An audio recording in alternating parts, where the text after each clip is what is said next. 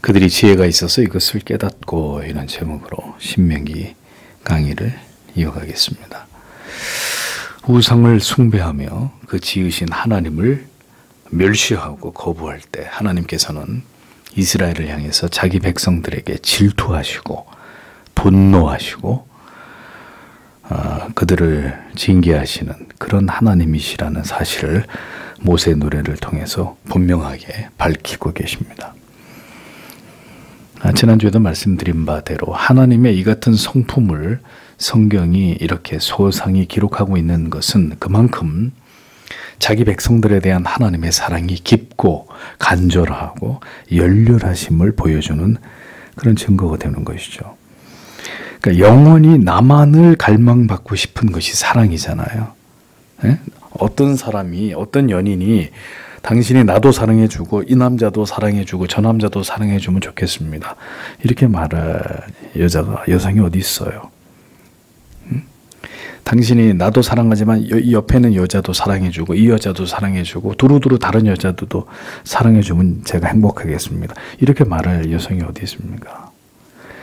사랑은 영원히 내 자신만을 갈망받고 싶은 것이 사랑이고 단 한 사람을 그렇게 독점하기를 갈망하는 것이 사랑이지 않습니까?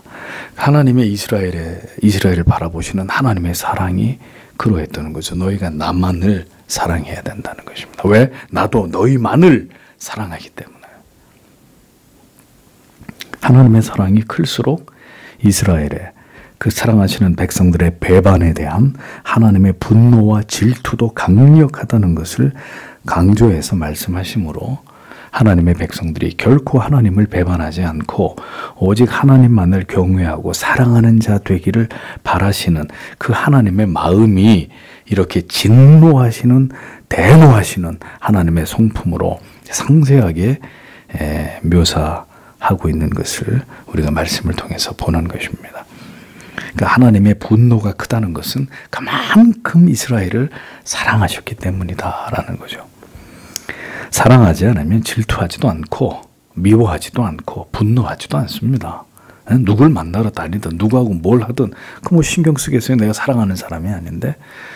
근데 내가 그 사람을 이 하늘 아래서 제일 사랑하고 그 사람 또한 나를 그렇게 사랑해 주기를 바라는 사이라면 작은 것에도 서운하고 섭섭하고 분노를 느끼고 배신감 느끼고 질투하게 되고 그게 사랑의 속성이란 말입니다. 사랑의 이면은 만약에 그 사랑의 대상이 나를 배반했을 때 그에 대한 걷잡을 수 없는 분노가 함께 공존하고 있는 것입니다. 잠언에 부녀자와 가늠에 빠지는 남자, 그 남편이 네가 억만금을 갖다 줘도 너에 대한 분노를 거두지 않을 거다. 이 무서운 말씀이 있잖아요. 백약이 무효하고 어떤 것으로 용서를 빌어도 그의 분노가 너를 향하게 된다는 말씀이 있잖아요. 하나님의 분노의 불꽃이 하나님을 버린 이스라엘에게 그들의 남녀노소를 가리지 않고 그들에게 임하게 될 것이라고 성경은 말씀하고 있습니다. 자, 이어지는 오늘의 본문을 보면 26절 27절에 내가 말하였다. 내가 그들을 흩어버릴 것이다. 내가 인류로부터 그들에 대한 기억을 지워버릴 것이다. 내가 대적으로 인해 생기는 분함을 두려워하지 않았다면 그들의 대적들이 낯선 것으로 여기지 않도록 우리 손이 높다고 그리고 이 모든 것을 행하신 분은 결코 여호와가 아니라고 그들이 말하지 않도록 이렇게 직역이 됩니다. 하나님을 배반한 이스라엘에 대해서 하나님께서는 한순간에 그들을 모두 바람에 날려가는 티끌처럼 흩어버리실 것이라고 말씀하셨습니다. 하나님을 버린 자들에 대한 하나님의 진노가 얼마나 크고 맹렬하신지를 생생하게 묘사하는 부분입니다. 또 그들에 대한 기억을 인류 가운데서 모두 다 깨끗이 지워버리겠다고까지 말씀하셨습니다. 그러니까 하나님을 버린 자들에 대해서 하나님도 기꺼이 그들을 이처럼 가차없이 그들을 버리고 그들을 기억 속에서 모두 지워버리신다. 이렇게까지 말씀하고 있는 겁니다. 하나님을 버리고 다른 신을 숭배함으로 배도를 저지른 자들에게 하나님께서는 눈물을 흘리시면서 제발 내게로 다시 돌아와 주지 않겠니 하고 간청하시는 이런 심파조의 하나님이 아니시란 말입니다. 하나님을 버린 자들을 하나님께서도 버리시고 그들에게 모든 진노를 그들에 대해서 느끼신 그 배신감과 그 질투에 대한 모든 진노를 드러내시는 아버지십니다. 그러하기에 여러분 하나님의 택하신 백성들은요 반드시 돌아오게 되어 있고 회개하게 되어 있습니다. 이 하나님의 멸망을 받아서 진멸당하는 자들은 택자가 아니겠죠. 하나님의 자녀들은 이 정도까지 하나님의 진노가 임하지 않더라도 빨리 하나님의 품 안으로 파고든다고요. 아이고 하나님 잘못했습니다 하고 돌아온단 말입니다. 멀리 떠나는 것에 대한 아픔과 괴로움과 회한이 얼마나 큰지를 생생하게 경험하게 되고 그래서 결국 즉시 하나님께로 그것을 깨닫는 순간 돌이키게 돼 있는 게 하나님의 자녀들이에요.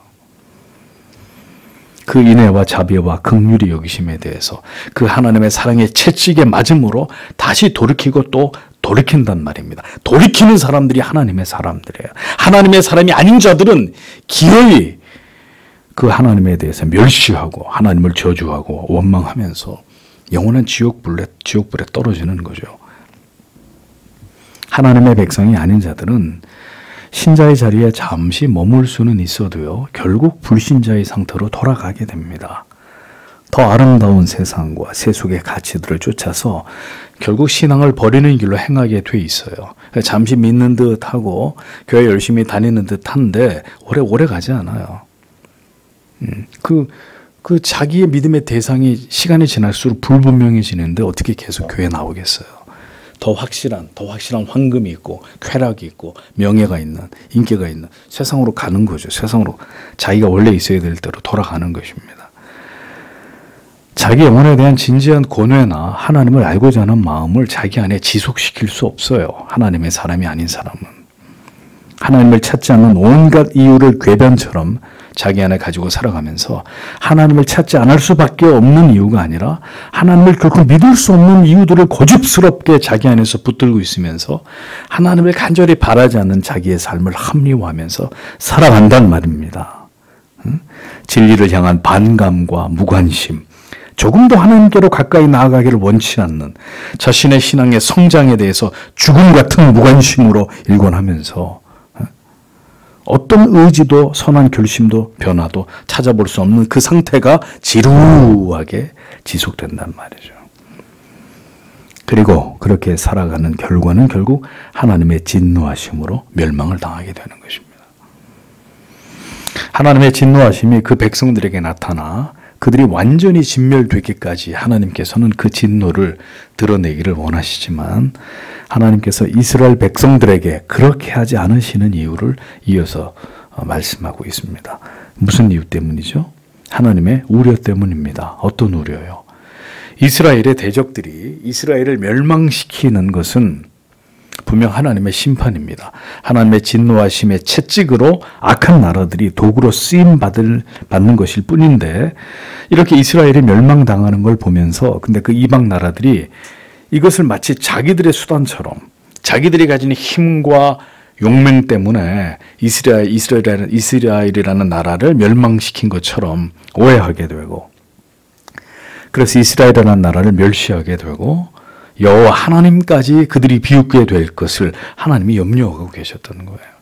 하나님이 이웃 열강을 들어서 이스라엘을 다 쓸어버릴 수 있는데 그렇게 하면 하나님의 이름의 영광까지 실추되는 하나님이 그것을 염려하고 계셨던 것입니다. 이스라엘이 멸망당함으로 이방의 나라들이 더 기고만장해지고 하나님의 영광을 더럽히는 그들의 조롱거리로 삼는 이런 일에 대해서 하나님이 깊이 우려하신 것입니다.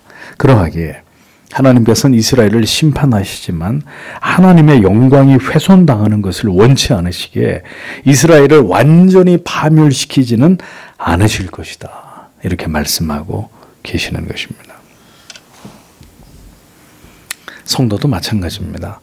하나님의 영광을 위해서 살아야 될 하나님의 택한 백성이 계속 믿지 않은 사람들이 볼 때도 저건 아니야 하는 삶을 계속 살아요.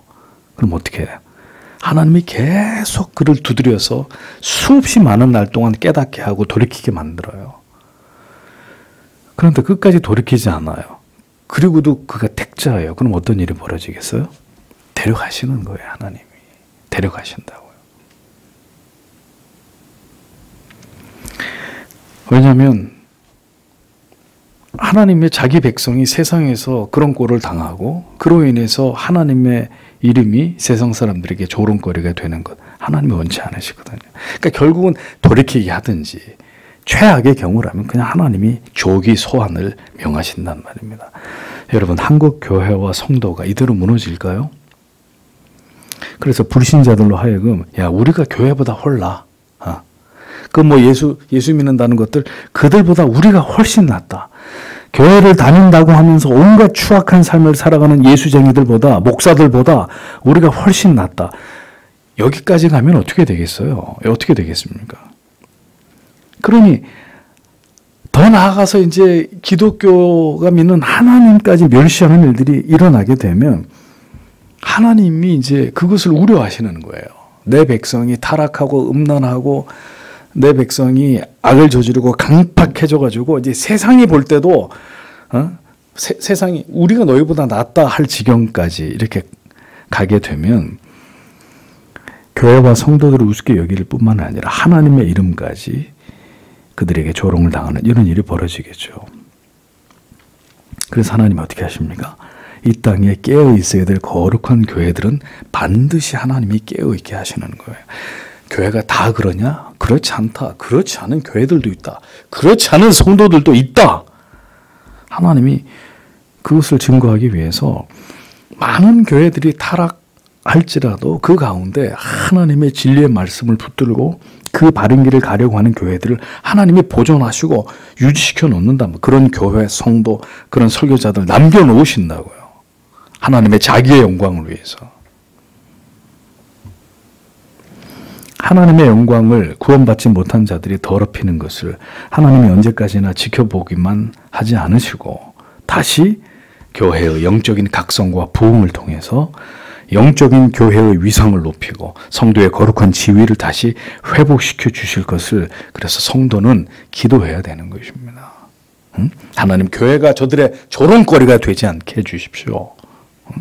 하나님의 이름이 여호와를 알지 못하는 저 짐승 같은 자들에 의해서 욕보임을 당하시지 않도록 하나님 다시 교회에 부흥을 주시고 하나님의 사람들이 다시 빛과 소금의 역할을 감당할 수 있도록 하나님께서 이렇게 세워주시기를 성도는 피 맺힌 가슴으로 기도해야 되는 것입니다.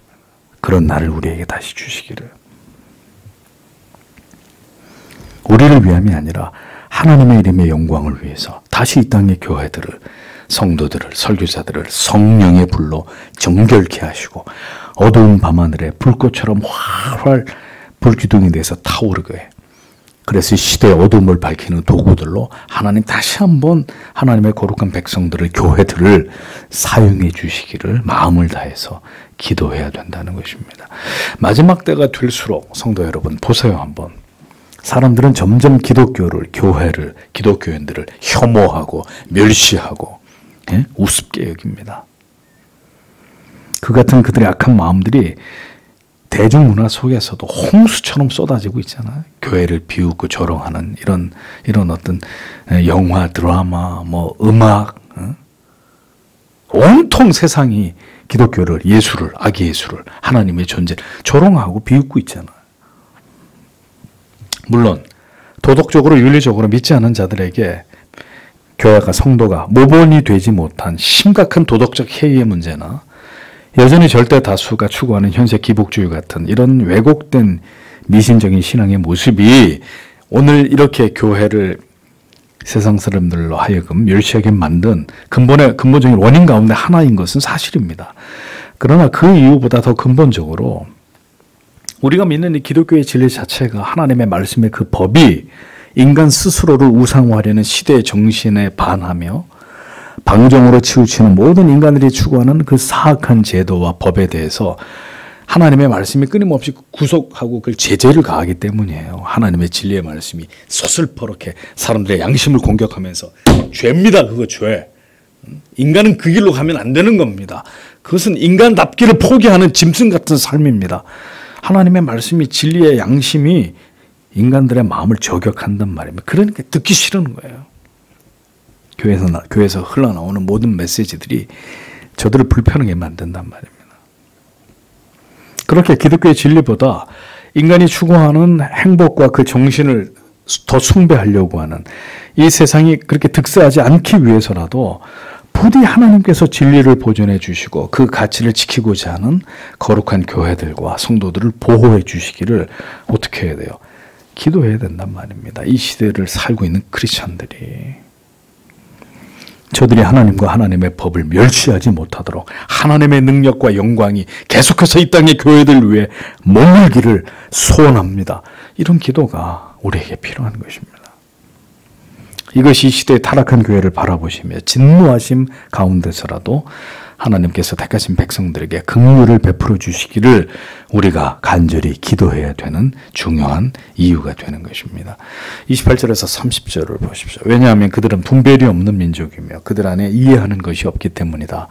만약 그들이 지혜가 있었다면 그들이 이것을 신중하게 생각했을 것이다. 그들이 그들의 끝을 분별할 것이다. 만일 비록 그들의 반석이 그들을 팔지 아니하였고 여호와께서 그들을 남겨두지 아니하셨더라면 어떻게 한 사람이 천을 쫓을 것이며 두 사람이 만을 도망하게 할 것인가. 이렇게 기록이 되어 있죠. 자, 보십시오. 이스라엘이 하나님을 버린 이유가 뭡니까? 성경에 그들이 분별이 없는 민족이라고 이렇게 말씀합니다. 모략으로 번역된 원문의 의미는 분별, 조언, 충고, 교훈 이런 뜻을 가지고 있어요. 분별이 없는 민족이다, 이스라엘이. 분별이 없어졌다. 그 이유는 하나님을 아는 올바른 지식이 그들에게 없었기 때문이라는 거죠. 하나님을 아는 올바른 지식이 없을 때 인간은 결국 하나님을 신앙하는 것 같지만 결국은 하나님을 버리고 인간 자기 자신이나 물질을 세속에서의 복을 더 사랑하는 삶에서 못 벗어나는 거예요. 그게 하나님에 대한 무지 때문에 벌어지는 일이라고요.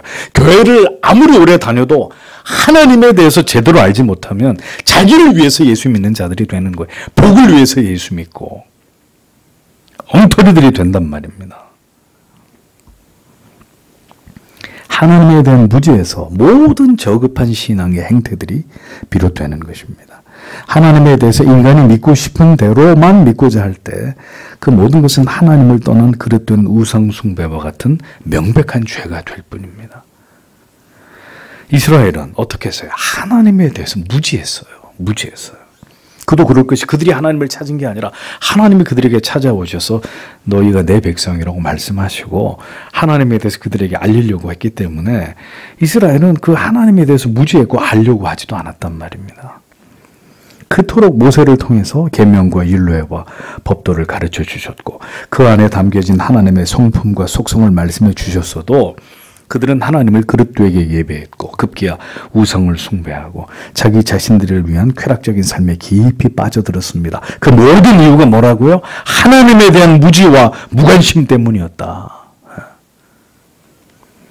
누가 죄를 지느냐, 누가 결국 우상을 숭배하게 되느냐, 그렇게 수없이 교회를 많이 다녔어도 하나님이 어떤 분인지 그의 아들 예수 그리스도가 어떤 분이신지를 모르면 깊이 하나님의 말씀을 통해서 그 하나님을 말씀 속에서 만나고 그 하나님이 어떤 분인지를 경험하는 일이 생기지 않으면 그런 엉터리들이 되는 거예요. 언제든지 예수 버리고 하나님 버리고 세상으로 갈 수 있는 자기 사랑에서 쾌락을 우상처럼 숭배하게 되는 그런 자들이 되는 것입니다. 교회 안에 있었던 많은 사람들조차도 그 길로 가게 된다고요. 결국 하나님을 모르기 때문에 하나님을 아는 게 중요하지 않기 때문에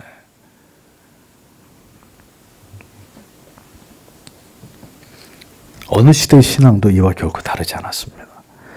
하나님을 아는 올바른 지식에 천착하지 않을 때 인간이 고집하는 미신적인 무지하고 저급한 신앙은 결국 하나님의 뜻에서 벗어나게 되고 세상을 쫓고 사랑하지 말아야 될 대상과 가치를 사랑하게 되는 어리석음에 빠질 수밖에 없는 겁니다. 하나님을 알아야 하나님을 두려워하고 그분을 사랑하게 되죠. 그분이 두렵고 사랑하기 때문에 그분 앞에서 내 자신을 쳐서 복종시킬 수 있는 거 아닙니까?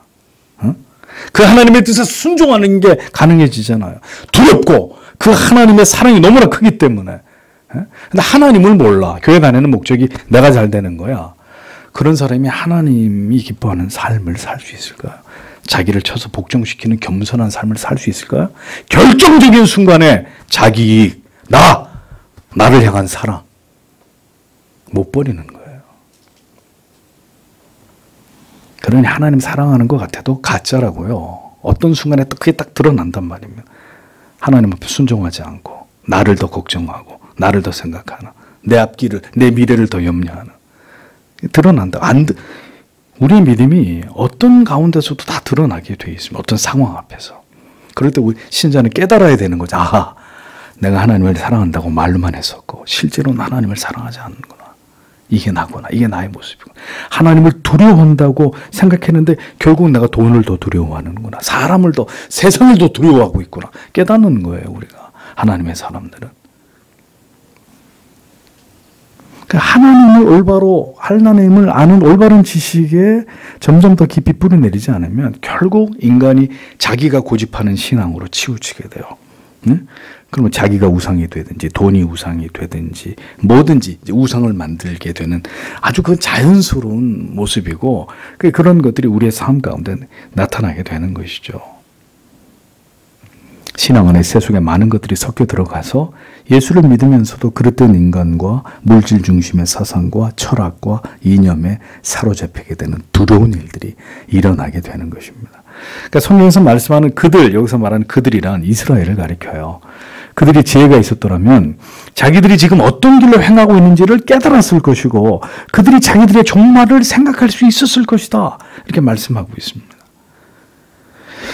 그러니 여러분 보십시오. 올바른 신앙의 길에는 반드시 하나님의 깊은 말씀의 깨달음과 바른 지식에서 비롯된 뭐가 필요한 거예요? 분별력과 지혜가 필요한 거예요. 성령이 우리의 신앙을 진리 가운데로 인도할 때, 그래서 하나님의 사람들은 지혜로워지게 돼 있어요.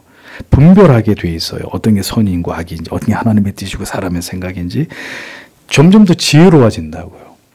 어떤 것들 배후에 사람이 있는지 하나님이 있는지 선이 있는지 악이 있는지 깨닫게 되는 거예요. 지혜로워진단 말입니다. 시대를 분별하고 죄악을 직관해서 냉철하게 우리 영혼을 하나님의 말씀의 칼날 같은 분별력으로 지켜나가게 되는 것입니다. 뭘 선택해야 되는지, 뭘 버려야 되는지, 뭘 포기해야 되는지, 어떤 대가를 치르고라도 하나님이 원하는 이것을 붙들어야 되는지, 이런 것들이 명확해지는 거죠. 하나님을 아는 지식이 깊어질수록 지혜와 분별이 생겨서 그리스도인의 삶을 이 세상 가운데 어떻게 살아나가야 되는지가 활짝 열리는 거예요. 근데 이스라엘은 그게 없었다는 거죠. 무지했어요. 무지하니까 자기들 마음대로 살고, 가나안에 갖다 놓으니까 눈이 뒤집혀가지고 여호와 유일신관을 버리고 다실론, 어느 신이든지 우리를 즐겁게 해주고 재밌게 해주고 우리에게 복을 주는 신이면 굳이 뭐 여호와가 아니더라도 상관없는, 그래 변질되어 버리는 겁니다. 변질돼. 하나님을 아는 지식이 없기 때문에 똑같아집니다. 우리가 하나님을 아는 지식에 깊이 뿌리 내리지 않으면 인생이 이렇게 인생의 수레바퀴가 굴러져 가는 가운데 때에 따라서 적당히 하나님 버리기도 하고 신앙이 뒷전이 되기도 하고 다른 것들을 붙들고 살기도 하고 이런 일들이 벌어지는 거예요. 물론 하나님이 다 깨닫게 하면서 또 두드려 깨고 우리를 회개케 하고 돌이키 그런 일들을 하시지만, 그래서 신앙의 가장 중요한 목적은 하나님을 아는 것입니다. 하나님의 말씀 속에서 성삼위 하나님이 어떤 분인지를 하나님의 말씀을 통해 깊이 깨닫고 깨닫는 것 지식으로만 안 돼요. 경험해야 되는 거예요. 그 하나님이 어떤 하나님인지.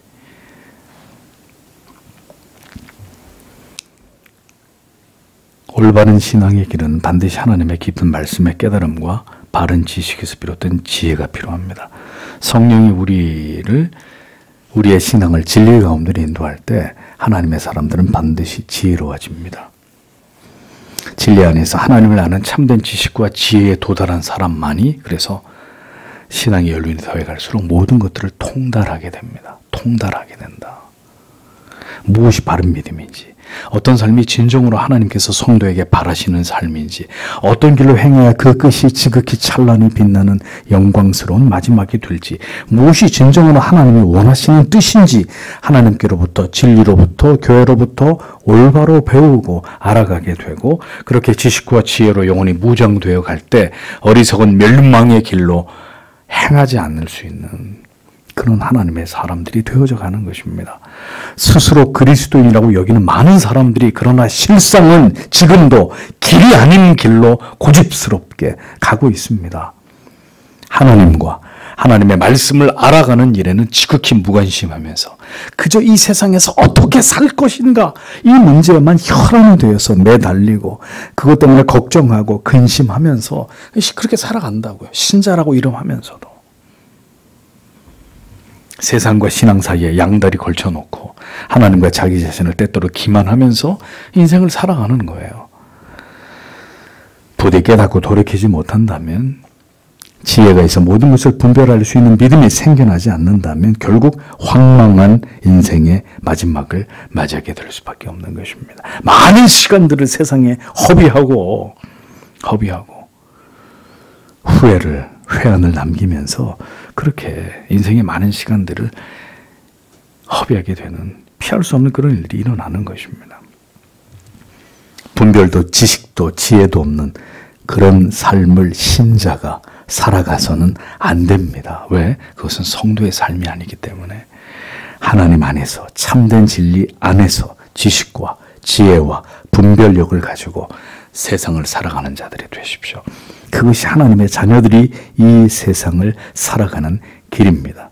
신앙은 지금 현실뿐만 아니라 궁극의 끝을, 미래를 바라보고 믿고 소망하는 것입니다. 언젠가는 죽음을 맞이하게 될 인생이잖아요. 자기의 끝을 알지 못하는 것은 성경에 어리석은 것이고 그 무지의 결과는 영원한 형벌일 수 있다. 잊어버리지 말라는 거예요. 30절에 그들의 반석, 30절에 그들의 반석이 그들을 팔지 아니하였고, 그들의 반석은 누구죠? 여호와 하나님을 의미합니다. 그러니까 하나님께서 이스라엘을 열방에게 팔아 넘기지 않으셨다면, 하나님께서 그렇게 그들을 내어주시지 않았다면 어떻게 한 사람이 1000명의 이스라엘 백성들을 쫓을 정도로 작은 수에도 많은 수가 도망을 치고 두 사람의 적이 10,000명의 이스라엘을 도망치게 만드는 이런 일들이 일어나겠느냐. 즉 하나님이 하신 게 아니면 어떻게 우리의 대적이 이렇게 강해질 수 있느냐.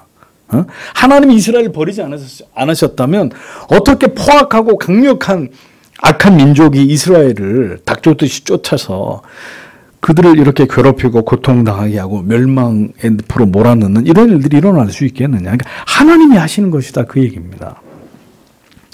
이스라엘을 징계하는 이방 나라가 강하기 때문이 아니라 그렇게 잔인하고 폭력적인 나라를 들어서 이스라엘을 처절하게 징치하시는 하나님으로 인해서 이스라엘이 이같이 하나님께 채찍을 맞게 된다는 거죠. 하나님이 버린 민족의 미래는 이처럼 비참하게 되는 것입니다. 하나님을 두려워하지 않으면 이같이 세상을 두려워하면서 살아가는 존재가 될 뿐입니다. 잊어버리지 마세요. 여러분들이 하나님을 두려워하면 세상이 두렵지 않은데, 하나님이 두렵지 않으면 죽을 때까지 세상을 두려워하며 살다가 인생 종친단 말입니다. 그래, 누구를 두려워할 거예요? 한 사람에게 쫓기고 두 사람 때문에 이스라엘 전체가 도망을 다녀야 되는 처량한 신세가 처지가 된다는 것입니다. 여러분 지금 시대를 보십시오. 권력자에 의해서 교회들은 모두 쥐 죽은 듯이 조용하고 신앙의 자유가 보장한 모든 것을 양보하면서 참된 신앙을 지키지 못하게 되는 이런 일들이 일어날 수밖에 없는 것입니다. 이제 좋은 날들은 다 지나간 거 아니에요. 모두가 하나님을 버릴 때 이 세상에서 신자와 교회가 당하게 되는 일들이다. 이스라엘이 당한 그 일을 이제 우리가 겪게 된단 말입니다. 그러므로 이스라엘이 악하고 강한 자들에게 짓밟히게 되는 모든 일들 또한 하나님이 섭리하신 대로 악한 자들을 동원해서 자기 백성들을 징계하시는 것임을 성경이 말씀하고 있습니다. 어떤 시대든 하나님의 교회가, 성도가 정신 차리지 않고 하나님을 올바로 경외하지 않고 하나님의 말씀을 붙들고 믿음으로 살지 않으면서 적당히 세상에 기대고 의지해서 우상을 숭배하면서 그렇게 살면 이렇게 되는 거예요. 교회와 성도가 세상에 의해서 하나님이 지키시면 감히 건드릴 수도 없는 그런 존재들이 벌떼처럼 일어나서 하나님의 사람들을, 교회를 억압하고 핍박하고 우리를 조롱하고 우리를 경멸하는 일들이 일어나게 되는 것입니다. 이스라엘이 당한 것처럼. 우리가 살아가는 시대가 이처럼 점점 더 우리를 고통스럽게 하고 더 악한 자들이 세상을 지배하는 일들이 일어나는 것은 딱 하나의 이유 때문입니다. 모두가 우리가 하나님을 버리고 우리 자신과 이 세상을 사랑한 결과다라는 것을 교회와 성도는 기억해야 합니다. 하나님 멀리해 보세요. 더 악한 자들이 교회와 우리의 숨통을 옥죄일 것입니다. 우리가 깨닫고 하나님께 돌아가면 하나님이 다시 우리에게 피할 길을 여시고 하나님이 그 날개 아래 우리를 보호하시겠지만 지금처럼 교회가 계속 이렇게 가보라 이거죠. 계속 세상에게 짓밟힘을 당하고 괴로움과 고통을 당하는 일들이 우리의 눈앞에 펼쳐질 거란 말입니다.